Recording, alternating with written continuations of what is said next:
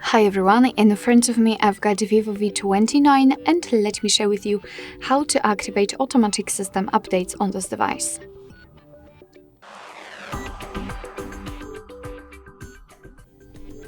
So let's start with opening the settings, and here in this general section, of course, we have to scroll down to the very bottom to find About Phone.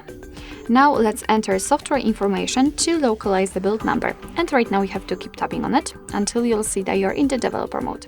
If you want to learn more about the developer options, I highly recommend to check our tutorial about it. So after activating, let's go back to the general settings and enter the system, which is right above the About Phone. Now let's tap on the developer options.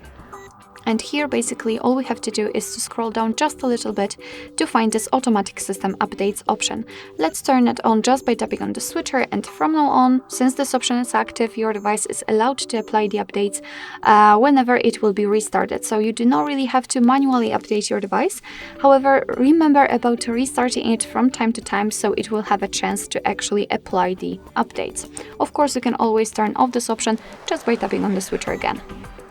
Alright, so that will be all. Thank you so much for watching. I hope that this video was helpful, and if it was, please hit the subscribe button and leave the thumbs up.